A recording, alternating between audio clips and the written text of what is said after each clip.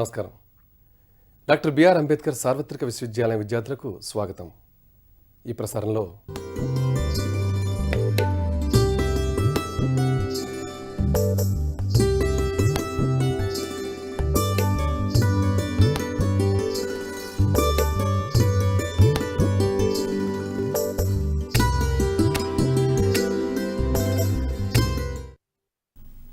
Dear students, today we are going to learn about aquatic angiosperms. Angiosperms are recently and most advanced group of plants. They have evolved just few million years ago, that is during late Cretaceous period, that 30 million years ago. They have now are the major vegetation on the earth and can survive and are adapted to diverse environmental conditions. Today we will learn about aquatic angiosperms. Angiosperms are nearly 250,000 species are there, terrestrial and aquatic. Among them 2 to 3% of the angiosperms are aquatic in nature. That is, the range of the species varies from 500 to 7,500 species. And coming to their distribution, we can say aquatic angiosperms are ubiquitous in nature, cosmopolitan in nature, and we find that the distribution of aquatic angiosperms is half of the angiosperms are distributed mainly in the tropical and subtropical regions of the world. Not only that, few of the aquatic angiosperms are endemic also, that is, they grow in a limited area or restricted to a certain limited geographical area. Now, let's study about the definition of ecology. We know that ecology is a branch of science which studies interaction of living organisms, that is biotic organisms, not only among with themselves, they also interact with the physical environment or the abiotic factors, is light, temperature, wind, topography, soil, water, etc. If we see these abiotic factors, among them water is the most foremost and important among them, which decides the distribution pattern of the plants and also their of the vegetation and their structure. Ecological groups of plants are basically classified depending upon the plants and their relations with the water. Warming in 1909 has classified angiosperms into 3 major groups, that is aquatic plants, terrestrial plants and halophytes. Aquatic plants are those plants which survive and complete their life cycle entirely in water, whereas terrestrial plants are land plants which are once again divided into mesophytes and xerophytes. We know that mesophytes are true land plants, whereas xerophytes are those plants which survive in extreme xeric condition, that is water deficient condition, whereas halophytes are those group of plants which grow in high saline conditions. Now, when we come to aquatic plants, these plants particularly grow in wetlands. Wetlands are the places which are characterized by plants which adapt and grow in or on the water, and or where soils are completely flooded or saturated for longer periods of time. Now, such plants are termed as hydrophytes. Now, let's look into the definition of the hydrophytes. Hydrophytes are defined as such plants which live in abundance of water, usually with their underground parts, that is stems, roots, rhizomes as well as leaves are immersed in water. The word hydrophyte is a Greek word and it is derived from 2 words, hydro meaning water and phyton meaning plant. Now, when we come to the distribution pattern of these aquatic plants, we find that these hydrophytes are distributed in both kinds of water, like fresh water and saline. Fresh water bodies includes lakes, pools, ditches, rivers, streams, lagoons, etc. Whereas saltwater bodies include estuaries, inland seas, oceans, etc. Now, let's see few definitions given by various ecologists regarding the term hydrophyte. According to Schoolthorpe and Tinner, they described hydrophytes as plants that grew in water or with their perennating organs submerged in water. According to Covarding, their meaning of hydrophyte is any plant growing in water or on a substrate that is at least periodically deficient in oxygen as a result of excessive water content. According to Cook, he described aquatic plants as those pteridophytes as well as spermatophytes whose photosynthetically active parts, that is leaves, are completely or semi-permanently immersed in or float in the water. Now, how do these hydrophytes evolved? They are not a new group of plants, they have evolved from the terrestrial plants. As we can see here, these wetland plants are evolved from the terrestrial plants, and we can see that though they are adapted to aquatic environment, they are still exhibit certain terrestrial characters like production of flowers that are born above the water, not only that, pollination which is wind dependent as well as insect dependent, and also presence of structural tissues, development of strong structural tissues. But as the time passed by, we could also see that these aquatic plants have also, what do we say, lost some of the terrestrial characters, like the loss of well developed secondary leaf thickenings or elaborate leaf structures or functions of some structures such as stomata.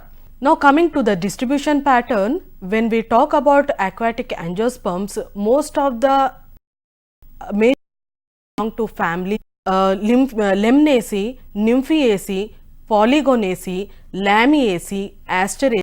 Coming to monocotyledonnae, usually monocots are more majority in number when it comes to aquatic forms, and the families in which we find these plants are Cyperaceae, which are nature different types of hydrophytes into 4 categories, that is the floating wetland. Now, coming to usual body floats onto the water, or in some cases we find that they may be attached to the substratum with their roots, but their aerial parts, that is leaves to a part stem and flowers, float on the water. Among these floating hydrophytes, we find family Lemnaceae has a major number of floating hydrophytes.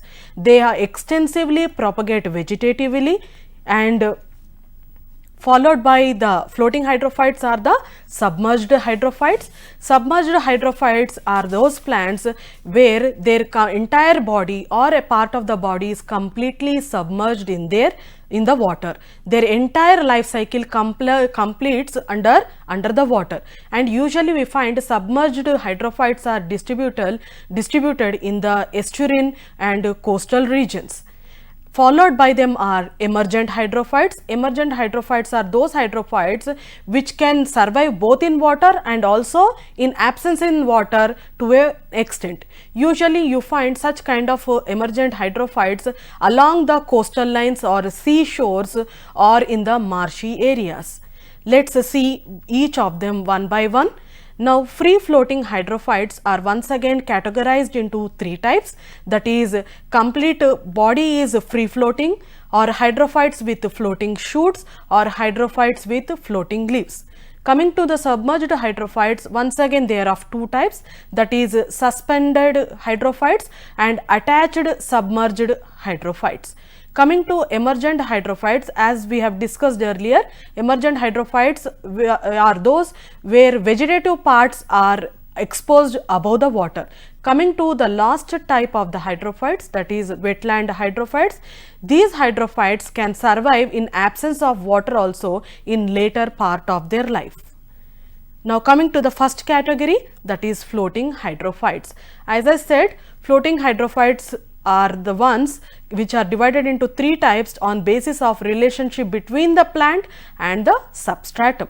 The first type are the free floating on the surface of the water. In this one, we find that the plants have no contact with the substratum and they completely float on the water. Under this category, we find lemna, wolffia, pistia, eichhornia. The next category are hydrophytes, floating hydrophytes with shoots floating in the nature. Here we find that the lower parts, that is the roots or the rhizomes, are attached to the muddy substratum, but we find that the shoots float on the water, like examples being Victoria regia, Nelumbium, etc. The third category of floating types are attached hydrophytes with floating leaves. Here we find that the underground parts, that is both the roots and rhizome, are completely submerged in the water, and we find only the leaves are the ones which float on the water. Usually we find that leaves are very large, they are either circular in shape or reniform in shape, and usually they have a waxy coating and the margin is entire, so that they don't tear off and can sustain the strain of continuous water currents. Examples under this category are Trappa, Otelia, Nymphia, etc. Now let's study about the submerged hydrophytes. Now these submerged hydrophytes remain under the water surface, and they are categorized once again into two types, as we have studied earlier, that is suspended submerged hydrophytes. These hydrophytes have no contact with soil at all, and their flowers may or may not come up outside the water. Example of these are Ceratophyllum, Utricularia, Najas. Next one are attached submerged hydrophytes. Here we find that a part of the plant is in contact with the substratum, that is with the soil, and we find that the vegetative parts are completely submerged inside the water, but the flowers are on the surface of the water or above the water. In this category we come across Vallisneria, Hydrilla and Potamogeneton, etc. Now coming to the emergent hydrophytes. Emergent hydrophytes are those plants which are attached to the soil and covered with the water. Most of the vegetative parts are above the water surface. Such kind of hydrophytes are called as emergent hydrophytes. Under this category, examples being Sagittaria, Ranunculus, Rotala, Bacopa moneri, Typha angustata, etc. Now coming to the last type of hydrophytes, that are wetland hydrophytes. These plants usually we find them in moist swamps or marshy areas, and we find that these plants are rooted in soil where it is saturated for longer periods with water. They may also survive in dry conditions also in later part of their life cycle. Example being Eclipta alba, and we also come across Typha. Now let's see how these hydrophytes have adapted themselves to the given environment. Now we say that hydrophytes shows adaptations both morphologically and anatomically, so that they can survive in the given aquatic environment. The plants has to be very flexible in nature to cope up to survive in these diverse conditions where there is continuous water currents, there is very less availability of oxygen, less availability of nutrients, there is no suitable area for sexual reproduction, and if sexual reproduction occurs also, there is no proper situation for germination of the seedlings. Now let's look into few adaptations exhibited by the fundamental parts of the aquatic plants, that is root, stem and leaves, both morphologically and anatomically. First we will see into the root morphological adaptations. We find that in most of the cases roots are entirely absent, as we see in Wolffia, or they may be poorly developed. Even if roots are present, we find that the primary root is usually short-lived and it is quickly replaced by either fibrous roots or adventitious roots, or they may be reduced in length or they are poorly branched. We find that root hairs are absent, and in Eichhornia, instead of root caps, they are replaced by root pockets. Now coming to root anatomical features, here we find that cuticle is a waxy coating. We know that cuticle is a waxy coating which is found external to the epidermis. Here we find that cuticle in most of the cases is absent. Even if it is present, it is poorly developed.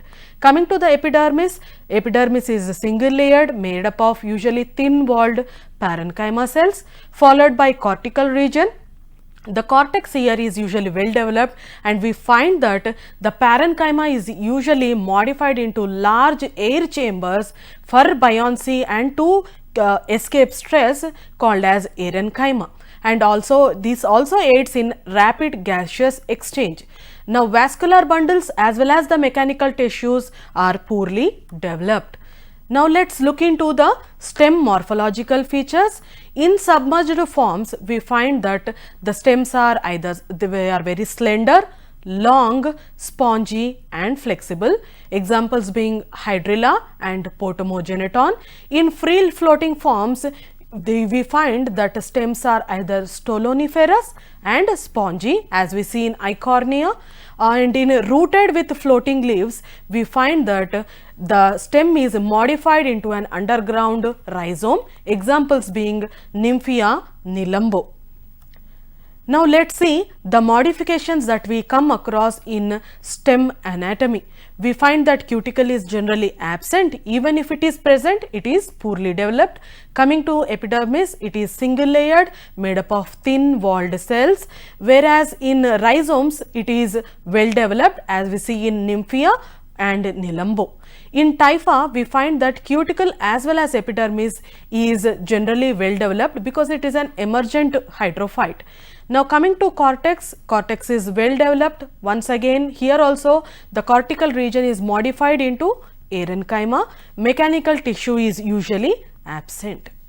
Now coming to leaf morphological features, we find that in submerged leaves, the leaves are show various forms, like they are either long or ribbon shaped, as we see in Vallisneria, or they may be long and linear, as we see in Potamogeneton, or they are finely dissected, as we see in Ceratophyllum.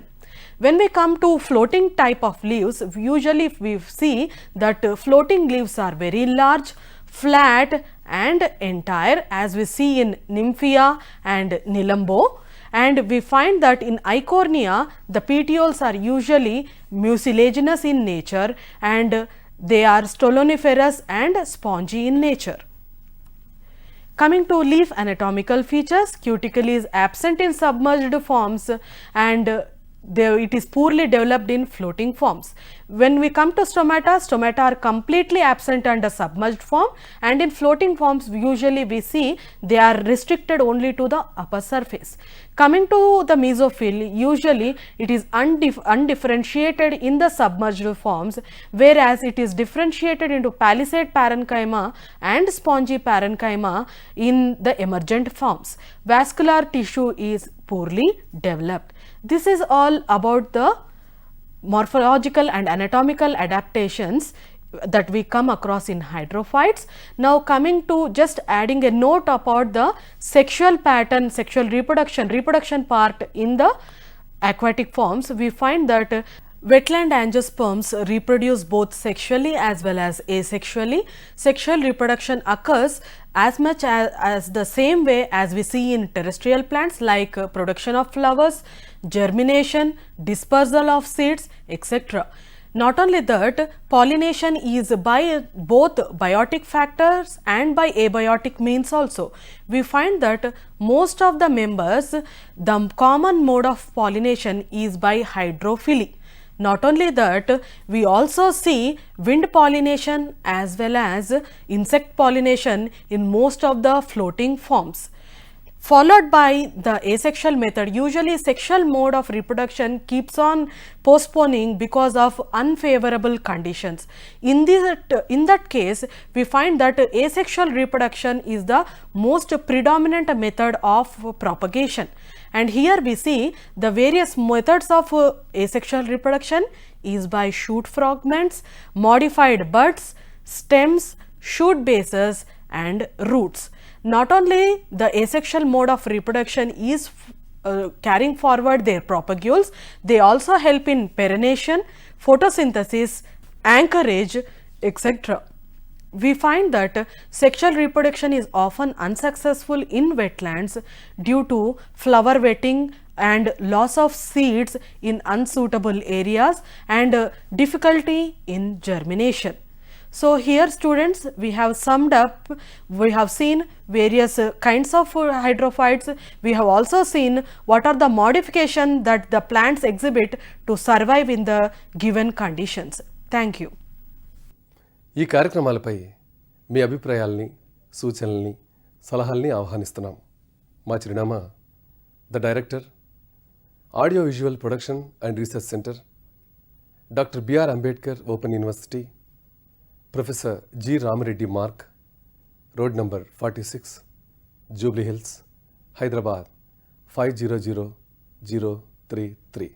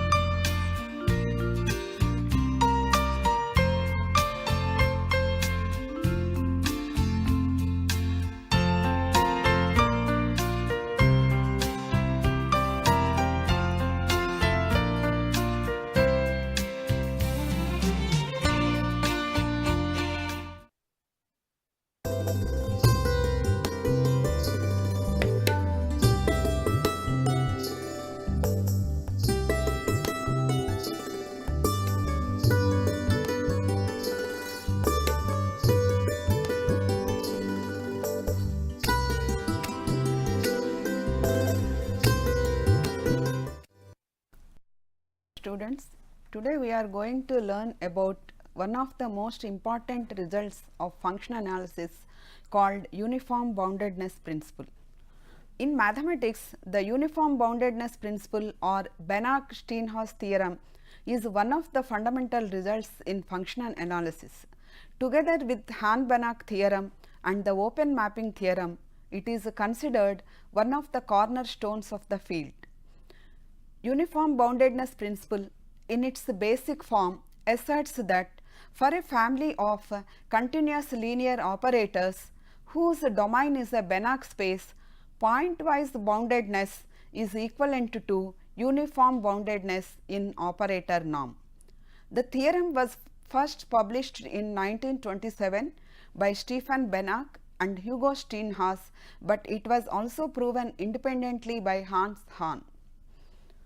The uniform boundedness principle states that if B is a Banach space and N dash is a normed linear space and A be a subset of B comma N dash with the property that the set Tx such that T belongs to A is a bounded subset of N dash for each x belongs to B, then A is a bounded subset of B comma N dash.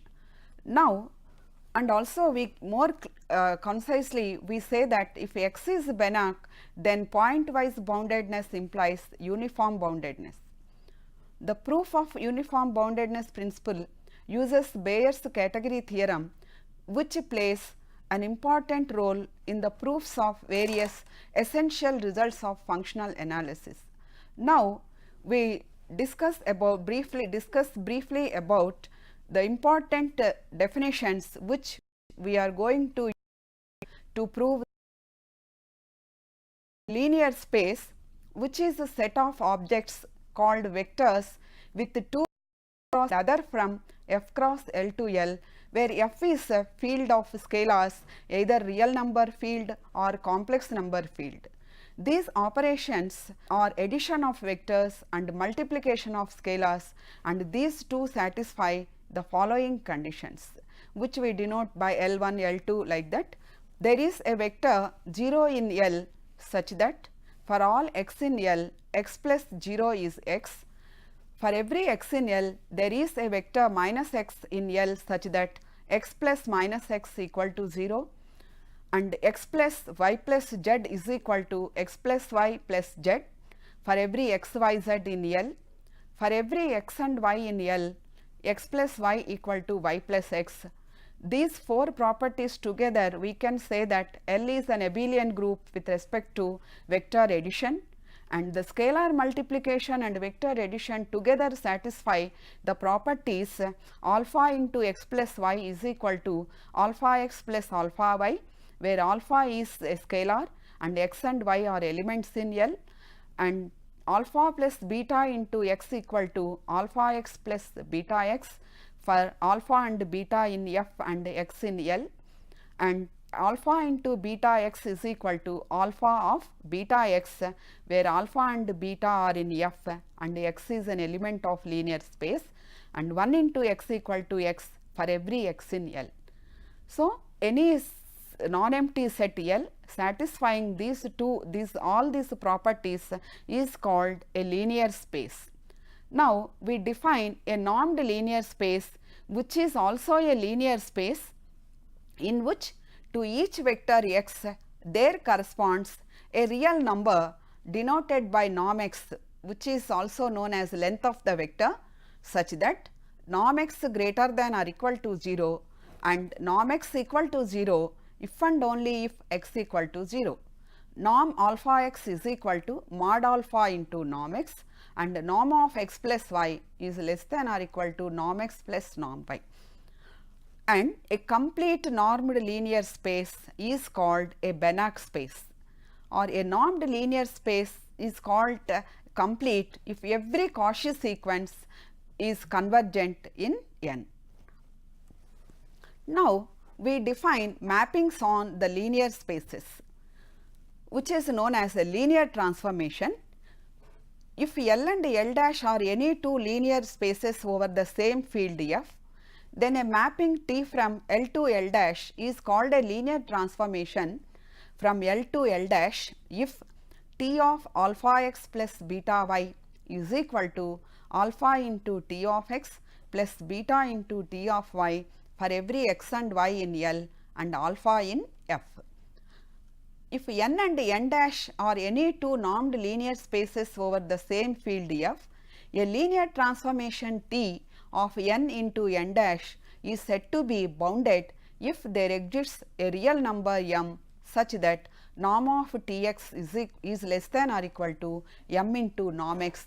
Here M is called bound for T, and T is called a bounded linear transformation. Now, we define dual of a normed linear space.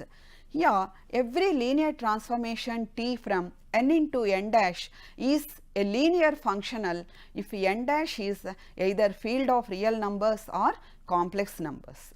If N is an arbitrary normed linear space, then a linear functional is continuous if and only if it is bounded. The Banach space B of N comma F of all continuous linear functionals on a normed linear space N over F is called the dual space of N, and we denote it as N star. Now, a subset M in a metric space X is said to be rare in X if its closure has no interior points, that is, interior of M bar is empty. We can also say that M is nowhere dense in X. Now, M is meager in X if it is a countable union of rare sets in M, that is, M is union n equal to 1 to infinity a n with a n rare for all n. And also we can say that X is a space of first category. That means, we say that a metric space is of first category if it can be expressed as union of rare sets.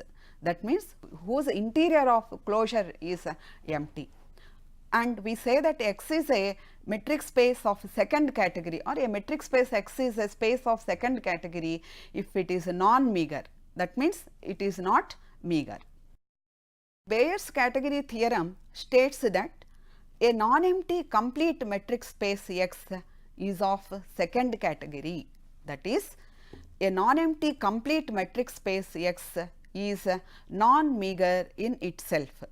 Hence, if X is the union of countably many closed sets AK for K belongs to N, then at least one of the AKs must contain an open set. Now, by making use of Bayes' category theorem, we prove uniform boundedness principle. Here, for n equal to 1, 2, etc. n, define the sets E n is equal to the set of all x belongs to B such that norm T x less than or equal to n for every t belongs to A. Here A is the bounded subset of x. Once again, for n equal to 1 to n, define or consider the sets E n is equal to the set of all x belongs to B such that norm T x less than or equal to n. Clearly, for each n, the set E n is a closed subset of B, and by our hypothesis, we have B equal to union n equal to 1 to infinity E n. Because B is complete, by Bayes' category theorem, there exists at least one set E n naught which has non-empty interior. Thus, the set E n naught contains a closed sphere S naught with the center x naught and radius r naught. So, by proving uniform boundedness theorem, what we are doing? We are considering the sets E n, because Bayes' category theorem states that every non-empty metric space is non-meager in itself. That means, it cannot be expressed as a countable union of rare sets.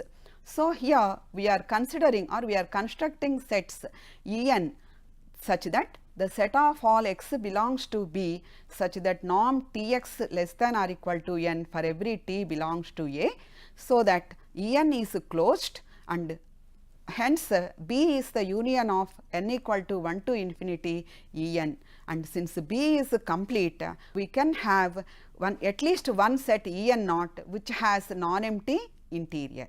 Thus, the set E n naught contains a closed sphere S naught with the center x naught and radius r naught.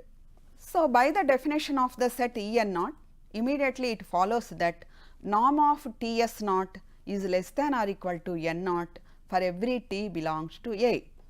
Now, since x naught belongs to S naught, it follows that S naught minus x naught is a closed sphere with origin as the center, radius r naught, and further we have norm of T of S naught minus x naught less than or equal to 2 into n naught for every t belongs to A, which implies norm of T of S naught minus x naught by r naught is less than or equal to 2 into n naught by r naught for every t belongs to A. That is, norm of T s is less than or equal to 2 into n naught by r naught. Therefore, as we know that norm of T is the supremum of norm T x, we have norm T equal to supremum x belongs to S norm T x, which is equal to norm of T s less than or equal to 2 into n naught by r naught for every t belongs to A. Thus, the set A is bounded, and hence A is a bounded subset of B of B comma n dash. That is, script B of B comma n dash means it contains the set of all linear functionals on B. Now, as an application of uniform boundedness, we state the following result as a theorem, which states that let X be a subset of normed linear space N with the property that the set f of x such that x belongs to capital X is bounded for each f belongs to n star. N star is a dual of n. Then X is a bounded subset of n. This proof we make use of uniform boundedness principle. Consider the natural embedding x to f x of n into n double star given by capital F x at F is equal to f of x for every f belongs to n star, which implies the set of all f of x at F such that x belongs to x is bounded for each f belongs to n star. Since n star is complete, by uniform boundedness principle, we have the set capital F x such that x belongs to x is a bounded subset of n double star. Since the natural embedding preserves norms, x is a bounded subset of n. So, this is about uniform boundedness principle and a consequence of uniform boundedness principle. Now, we will look into the applications of uniform boundedness principle. First one is we consider non-Banach space of polynomials. For this, consider capital X, the set capital X, which is given by the set of all p of x, which is equal to alpha naught plus alpha 1 x plus alpha 2 x square plus and so on plus alpha naught x power d, such that alpha I belongs to F and d belongs to n union the singleton set 0. Here once again define set x is equal to the set of all p of x. Here p of x is a polynomial in x given by alpha naught plus alpha positive and norm mod alpha. We can easily prove x is a by a sequence for this at p is equal to alpha naught plus alpha 1 plus and so on plus alpha n minus 1, and if p equal to 0, then t of p is 0. The linear operator T n is bounded. Why? Because alpha j is always less than or equal to maximum of mod alphas, which is nothing but norm p for every j. Hence, we have norm T n p is less than or equal to n into norm p, and indeed we have T n is a subset of b of x comma x, and now for a fixed polynomial, if p of x equal to alpha naught plus alpha 1 x plus alpha 2 x square plus and so on plus alpha d x power d, we can find the value of norm of T n p. Now, consider the norm of T n p, which is equal to modulus of alpha naught plus alpha 1 plus and so on plus alpha n minus 1. Here we have taken T n p as the polynomial alpha naught plus alpha 1 etc. alpha n minus 1. So, norm of T n p is equal to mod alpha naught plus alpha 1 plus alpha 2 etc. alpha n minus 1, which is less than or equal to mod alpha naught plus alpha 1 plus alpha 2 plus and so on plus alpha d, which is less than or equal to, we know that modulus of x plus y is less than or equal to mod x plus mod y.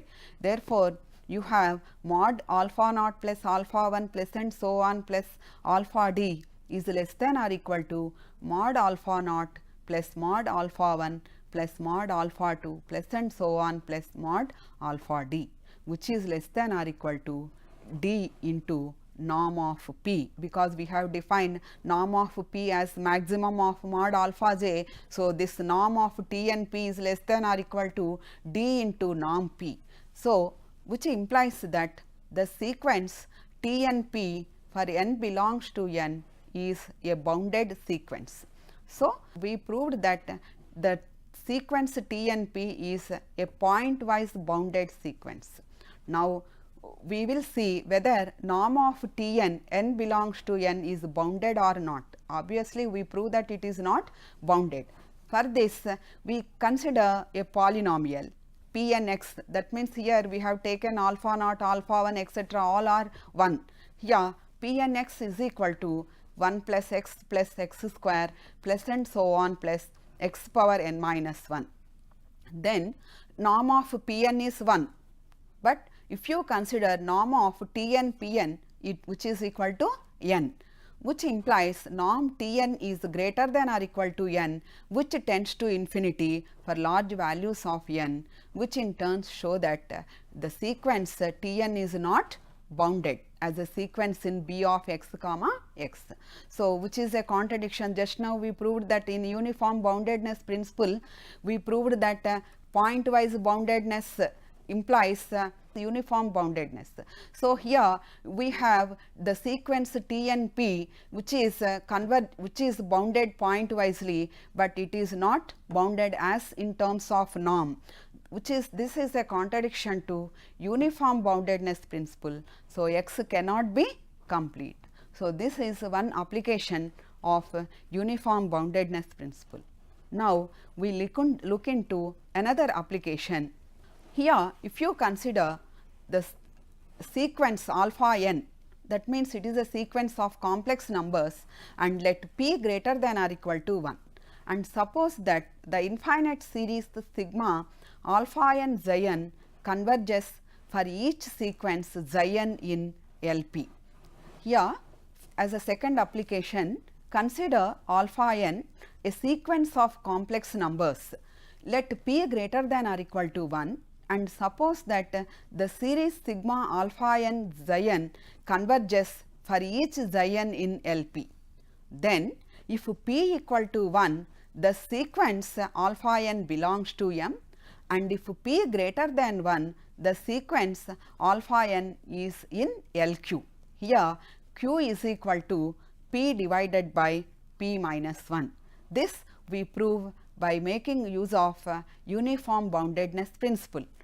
See here, for this we define a function fk at x, define a function fk at x is equal to sigma n is equal to 1 to k alpha n xi n for all x belongs to xi n in LP, and k equal to 1 to etc. With then it follows that fk belongs to LP star. Why? Because fk is a continuous linear functional on LP, hence it belongs to its dual, and we define norm of fk. Here we have defined the function fk at x is equal to sigma n is equal to 1 to k alpha n xi n for all x belongs to xi n which is in LP, and k equal to 1 to etc. n. So, we define norm fk, norm of fk as maximum of mod alpha 1 comma mod alpha 2 etc. mod alpha k when p equal to 1. Otherwise, that is, if when p greater than 1, we define norm fk as sigma 1 to k modulus of alpha n power q whole power 1 by q. Now, the proof as follows. Since the series sigma alpha k xi k converges for each x is equal to xi n belongs to LP, the set fk at x such that k equal to 1 to etc. it is bounded for each x in LP. So, just now we proved that uniform boundedness principle. By making use of that, we know that the set fk such that k equal to 1 to etc. is bounded, and hence by definition of norm fk, alpha k belongs to M if p equal to 1, and alpha n belongs to LQ if p greater than 1, hence proved. So, this is about uniform boundedness principle and its consequences. ఈ కార్యక్రమాలపై మీ అభిప్రాయాల్ని, సూచనల్ని, సలహాల్ని ఆహ్వానిస్తున్నాం. మా చిరునామా the director, audio visual production and research centre, doctor B R Ambedkar open university, professor G Ramareddy Marg, road number 46, Jubilee Hills, Hyderabad 500033.